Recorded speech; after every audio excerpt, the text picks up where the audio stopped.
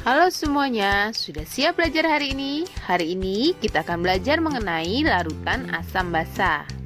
Coba kalian perhatikan gambar yang ada di dalam monitor. Dari gambar di samping, apa yang kalian pikirkan? Alat apakah itu dan apa sih kegunaannya? Hari ini kita akan belajar mengenai campuran homogen yang terdiri dari asam basa, indikator, dan juga garam. Larutan asam dan basa merupakan larutan berkadar keasaman atau kebasaan suatu zat yang tergantung pada jumlah ion H+ asam dan OH- basa yang terdapat dalam zat dan juga derajat ionisasi dari zat tersebut. Larutan asam memiliki pH lebih kecil dari angka 7. Adapun sifat-sifat larutan asam yaitu mempunyai rasa asam, dapat mengubah lakmus biru menjadi merah, menghantarkan arus listrik, jika dilarutkan dalam air akan melepas hidrogen, bersifat korosif terhadap logam dan dapat menetralkan basa. Sedangkan basa memiliki pH lebih besar dari angka 7. Adapun sifat-sifat basa diantaranya terasa licin jika terkena kulit, dapat mengubah lakmus merah menjadi biru, dapat menghantarkan arus listrik, apabila dilarutkan dalam air akan melepaskan ion hidroksil dan dapat menetralkan asam. Apa itu indikator? Indikator merupakan suatu senyawa kompleks yang bisa bereaksi dengan asam dan basa. Dengan indikator, kita bisa jadi mengetahui suatu zat bersifat asam atau basa.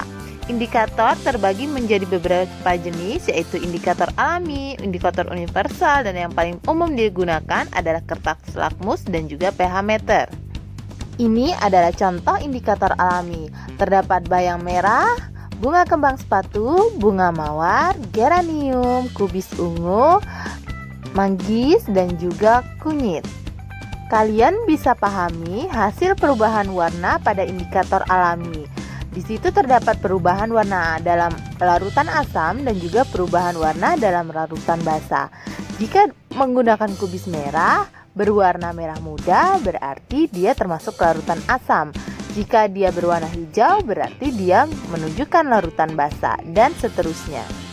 Berikut adalah indikator universal. Berbeda dengan indikator alami, indikator universal merupakan campuran dari berbagai macam indikator yang dapat menunjukkan pH suatu larutan dari perubahan warnanya.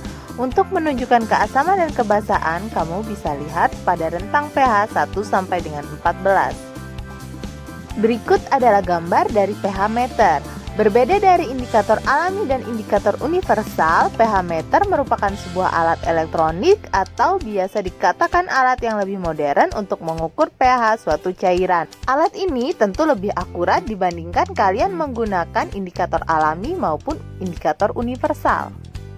Nah, apa itu garam? Dalam ilmu kimia, garam ialah senyawa ionik yang terdiri dari ion positif dan ion negatif sehingga akan membentuk senyawa netral. Garam terbentuk dari hasil sebuah reaksi asam dan basa. Sifat garam tergantung pada asam dan basa pembentuknya. Garam yang berasal dari reaksi antara asam dan basa dapat bersifat asam, basa, atau netral. Nah, sekian pembelajaran kita hari ini.